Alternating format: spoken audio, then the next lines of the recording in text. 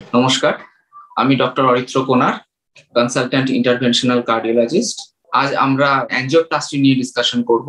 Angioplasty কথার অর্থ হচ্ছে যে আমাদের যে ধমনী থাকে শরীরে, আর্টারি থাকে, সেই আর্টারির মধ্যে কোনো ব্লক থাকলে সেই ব্লকটাকে আমরা যখন সেই ব্লকের ভেতরের ব্লকটাকে আমরা যখন ওপেন করার চেষ্টা করি, খোলার চেষ্টা করি, কিন্তু বাইরে থেকে কেটে বা অপারেশন করে নয়, সেটা ভেতর দিয়ে সেই আর্টারির মধ্য দিয়ে গিয়ে আমরা কোনো বেলুন ফুলিয়ে সেই ব্লকটাকে খুলে দেওয়ার চেষ্টা করি, সেই পদ্ধতিকে বলা হয় অ্যাঞ্জিওপ্লাস্টি। এবার আমি যেহেতু হার্টের ডাক্তার, আমি কার্ডিওলজিস্ট, আমি যেটা কথা বলছি করোনারি অ্যাঞ্জিওপ্লাস্টির ব্যাপারে, কারণ সেটা হচ্ছে আরো শরীরের অন্যান্য জায়গাতেও অ্যাঞ্জিওপ্লাস্টি সম্ভব, কিন্তু আমি কথা বলছি করোনারি অ্যাঞ্জিওপ্লাস্টি নিয়ে। মানে করোনারি আর্টারিতে যদি ব্লক হয়, তখন করোনারি আর্টারির মধ্যে ওই বেলুন নিয়ে গিয়ে এবং কিছু সরু তার ঢুকিয়ে নিয়ে গিয়ে বেলুন ফুলিয়ে সেই ব্লকটাকে পরিষ্কার করে দেওয়া, এবং তারপরে সেইখানে একটা স্টেন্ট বলা হয়, একটা তারের জালি মতো থাকে, যেটাকে ওর মধ্যে আটকে দিয়ে সেই ব্লকটাকে ওপেন করে দেওয়া হয়। এই পদ্ধতিকেই আমরা অ্যাঞ্জিওপ্লাস্টি বলে থাকি। একটা হতে পারে প্রাইমারি অ্যাঞ্জিওপ্লাস্টি, যেটা আমরা যখনই পেশেন্ট হার্ট অ্যাটাক নিয়ে আমাদের কাছে এমার্জেন্সিতে আসে, যদি খুব তাড়াতাড়ি পেশেন্টের বুকে ব্যথা শুরু হওয়ার মধ্যেই উনি এসে পৌঁছতে পারেন, তাহলে আমরা সঙ্গে সঙ্গে আর কোনো ওষুধপত্র দেওয়ার চেষ্টা না করে সঙ্গে সঙ্গে আমরা ক্যাথ ল্যাবে নিয়ে গিয়ে আমরা অ্যাঞ্জিওপ্লাস্টি করার চেষ্টা করি অ্যাজ আর্লি অ্যাজ পসিবল, যত তাড়াতাড়ি সম্ভব। সেটাকে বলা হয় প্রাইমারি অ্যাঞ্জিওপ্লাস্টি। সেটা করার সুবিধা হচ্ছে যে যতক্ষণ অব্দি ব্লাড সাপ্লাইটা, রক্ত চলাচল ওই আর্টারির মধ্যে বন্ধ থাকবে, ততক্ষণে ওই হার্টের মাসেল গুলো আস্তে আস্তে মরে যেতে থাকে, ডেড হয়ে যেতে থাকে। তো আমরা যদি খুব তাড়াতাড়ি অ্যাটলিস্ট 3 ঘন্টার মধ্যে, বুকে ব্যথা শুরু হওয়ার 3 ঘন্টার মধ্যে যদি ওই আর্টারিটাকে আমরা অ্যাঞ্জিওপ্লাস্টি করে ওপেন করে দিতে পারি, তাহলে রক্ত চলাচলটা খুব স্বাভাবিক হয়ে গেলে ওই মাসেল কোষগুলো পুরোপুরি মরে যায় না, হয়তো সেগুলো বেঁচে উঠতে পারে এবং হার্টের পাম্পিং ক্ষমতা আবার আগের মতো নর্মাল হয়ে যেতে পারে, হার্ট অ্যাটাকের আগে যেটা হয়েছিল। তো সেই ধরনের প্রাইমারি অ্যাঞ্জিওপ্লাস্টি আমরা করে থাকি। আর এক ধরনের অ্যাঞ্জিওপ্লাস্টিকে বলা হয় ইলেকটিভ অ্যাঞ্জিওপ্লাস্টি, মানে যেটা প্ল্যান করে করা হয়, এবং সেটা হার্ট অ্যাটাক হলে আমরা করি তা না। সেটা হচ্ছে যে যখন এফর্ট অ্যাঞ্জাইনা পেশেন্ট আমাদের কাছে আসে, যে ব্লক তৈরি হয়েছে, আস্তে আস্তে আমাদের কাছে আউটডোর এসেছেন, আমরা অ্যাঞ্জিওগ্রাফি করে দেখেছি তার মধ্যে ব্লক পাওয়া গেছে, 90% ব্লক বা 80% বা 100% ব্লক পাওয়া গেছে, আমরা তখন সেই ওনাকে আমরা প্ল্যান করে আমরা যখন অ্যাঞ্জিওপ্লাস্টি করি, তাকে বলা হয় ইলেকটিভ অ্যাঞ্জিওপ্লাস্টি। এই দু ধরনের অ্যাঞ্জিওপ্লাস্টি আমরা করে থাকি করোনারি আর্টারিতে। যে কোনো ইন্টারভেনশন পদ্ধতিরই রিস্ক থাকতে পারে, তেমনই আমাদের করোনারি অ্যাঞ্জিওপ্লাস্টিরও কিছু কিছু রিস্ক থাকতে পারে। কারণ আমরা এখানে কিভাবে কাজ করি, আমরা হাতের বা পায়ের কোনো একটা ধমনী, কোনো একটা আর্টারির মধ্য দিয়ে আমরা চ্যানেল করে সেখান দিয়ে আমরা ক্যাথেটার, তারপর সেখান দিয়ে আমরা ওয়্যার, সেখান দিয়ে বেলুন, স্টেন্ট, এই সমস্ত গুলো নিয়ে গিয়ে আমরা করোনারি আর্টারির মধ্যে ঢুকি, এবং ঢুকে তারপরে সেখান থেকে আমরা ক্যাথ ল্যাবে সেই প্রসিডিউরটা আমরা করি, অ্যাঞ্জিওপ্লাস্টি করে থাকি। এবং তার বিভিন্ন ধরনের রিস্ক ফ্যাক্টর থাকতে পারে। হঠাৎ করে প্রেশার কমে যাওয়া, প্রেশার বেড়ে যাওয়া হতে পারে। আমাদের যদি কোনো কারণে ওয়্যার বা বেলুন থেকে আমাদের করোনারি আর্টারির মধ্যে ছোটখাটো একটু ফুটো হওয়া, পারফোরেশন হওয়া হতে পারে, তার জন্য ব্লিডিং হতে পারে। হার্টের বাইরে একটা পর্দা থাকে পেরিকার্ডিয়াম বলে, কখনো কখনো পারফোরেট করে পেরিকার্ডিয়ামের মধ্যে ব্লাড জমা হতে পারে, তার জন্য মানুষের প্রেশার ফল করতে পারে রোগীর, এবং সেগুলোকে খুব তাড়াতাড়ি আমাদের সেই কমপ্লিকেশনস গুলোকে ম্যানেজ করতে হয়, সেভাবে চেষ্টা করতে হয়।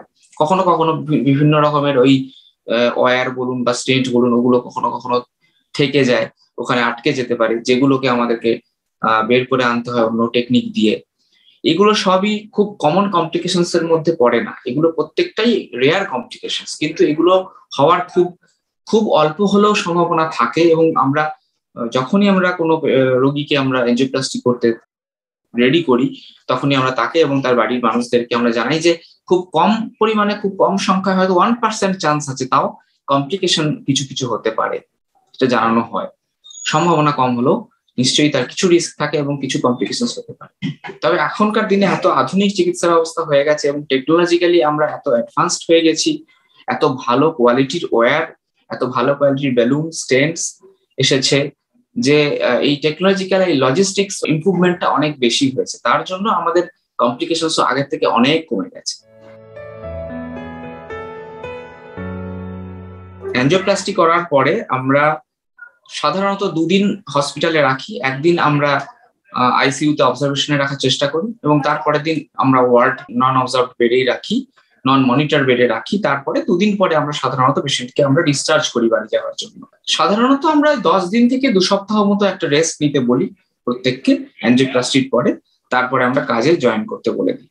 খুব একটা বেশি রেস্টে থাকার বিশেষ প্রয়োজন হয় না, যদি না হার্টের পাম্পিং ক্ষমতা খুব কমে গিয়ে থাকে। কখনো কখনো খুব ম্যাসিভ হার্ট অ্যাটাক হয় এবং তার জন্য হার্টের পাম্পিং ক্ষমতা ভীষণভাবে কমে যায়, তখন মানুষের শ্বাসকষ্ট হওয়ার একটা প্রবণতা থাকে। অ্যানজিওপ্লাস্টি করার পরেও সেই শ্বাসকষ্টের প্রবণতা পুরোপুরি যায় না এবং সেই সব ক্ষেত্রে আমাদের অনেকক্ষণ কিছুদিন আরো বেশি দিন রেস্ট নিতে আমরা পরামর্শ দিয়ে থাকি। কিন্তু সাধারণত যদি মানে ভালোভাবে রিকভারি হয় পেশেন্টদের ক্ষেত্রে, তাহলে আমরা 2 সপ্তাহের মধ্যে আমরা সমস্ত রকম কাজ শুরু করার জন্য পরামর্শ দিই।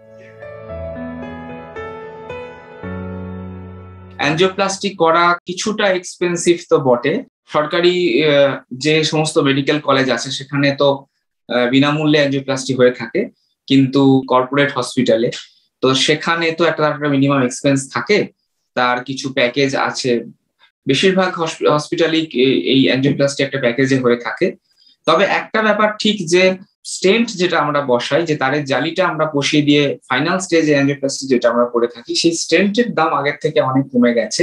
সুপ্রিম কোর্টের একটা ভার্ডিক্ট আসার পরে আমাদের স্টেন্টের দাম খুব বেশি ছিল সাংঘাতিক 3 বছর আগে অবধি, যেটা অনেকটাই কমে যাওয়াতে এখন অ্যানজিওপ্লাস্টি খরচ খুব সাংঘাতিক তা নয়। যদি খুব অল্প কিছু ব্লক থাকে তাহলে মিনিমাম একটা অ্যানজিওপ্লাস্টির খরচ এখানে আসে অন্তত 1.5 লক্ষ টাকা মতো।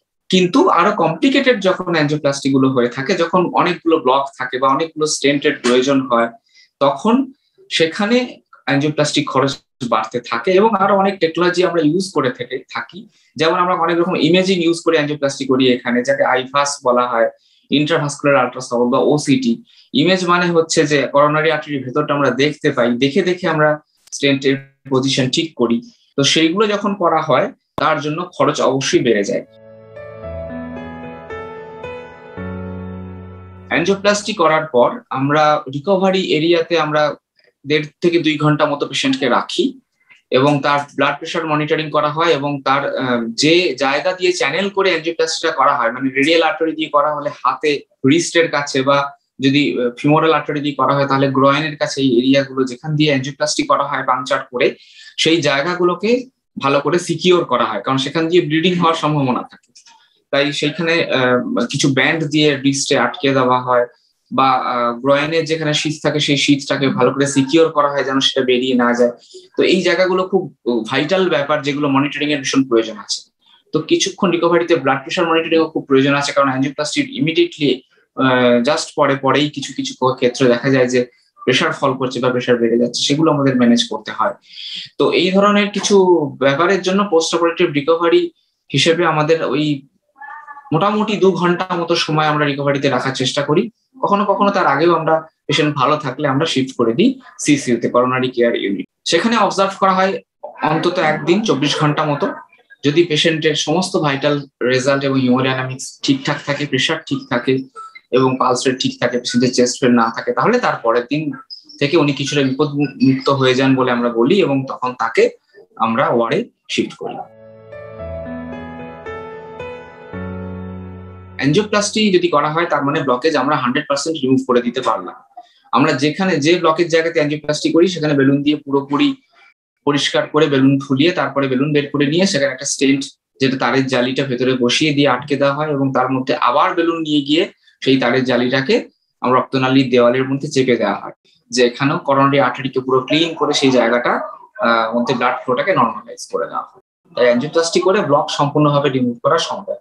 কখনো কখনো কিছু কিছু ক্ষেত্রে ব্লকের জায়গা এমন জায়গায় থাকে, ব্লক খুব বাজেভাবে থাকার মানে হলো যে অ্যানাটমিক্যালি খুব ডিফিকাল্ট পজিশনে থাকে। এটা তো ইন্টারভেনশন, আমাদেরকে ভিতর দিয়ে গিয়ে বেলুন নিয়ে যেতে হয়, স্টেন্ট নিয়ে যেতে হয়, গিয়ে ঢুকিয়ে সেটা করতে হয়। তাই যদি আমাদের এরকম কোন রকম অবস্থা হয় যে আমাদের যে করোনারি আর্টারি শুরু থেকেই ব্লক হয়ে আছে এবং পুরো জায়গা জুড়েই ব্লক হয়ে রয়েছে, বা ক্রিটিক্যাল ব্লক জায়গায় জায়গায় বহু জায়গায় রয়েছে, তখন ওই অনেকগুলো মাল্টিপল স্টেন্ট লাগিয়ে অ্যানজিওপ্লাস্টি করাটা খুব একটা সুবিধার হয় না রোগীর জন্য। তখন আমরা তাদের ক্ষেত্রে ওপেন হার্ট সার্জারি করতে বলি, বাইপাস সার্জারি করার জন্য পাঠিয়ে দিই। কিন্তু যে ক্ষেত্রে আমরা অ্যাঞ্জিওপ্লাস্টি করতে পারবো, মানে অ্যানাটমিক্যালি যদি সুটেবল হয়, তাহলে আমরা অ্যাঞ্জিওপ্লাস্টি দিয়ে সেই ব্লকটা পুরোপুরি আমরা রিমুভ করতে পারি। অ্যাঞ্জিওপ্লাস্টি করার 2 সপ্তাহ পর থেকেই আমরা বলি যে নর্মাল লাইফস্টাইল লিড করতে, এবং তার জন্য যে এক্সারসাইজ যেটা বলি আমরা, যে খুব ভিগোরাস এক্সারসাইজের প্রয়োজন হয় না। সবচেয়ে ভালো হয় যদি ব্রিস্ক ওয়াকিং করা যায় বা একটু জগিং করা যায়, দ্যাট ইজ দ্য বেস্ট। সেটা করতে পারলেই যথেষ্ট। এটাকে বলা isotonic exercise. Heart healthy exercise কিন্তু আইসোটনিক এক্সারসাইজ, মানে জোরে হাঁটা। আমরা অ্যাঞ্জিওপ্লাস্টি পরে প্রথমে বলি যে আস্তে আস্তে শুরু করতে। প্রথম দিকে বলি আমরা 10 মিনিট হাঁটতে, 15 মিনিট হাঁটতে, এবং খুব পেস না বাড়িয়ে আস্তে আস্তে হাঁটতে। মানুষ যখন দেখেন, উনি নিজেই কনফিডেন্স পান যে হ্যাঁ আমি ঠিক আছি, আমার তো আর বুকে ব্যথা হচ্ছে না, আমি একদম ভালো আছি।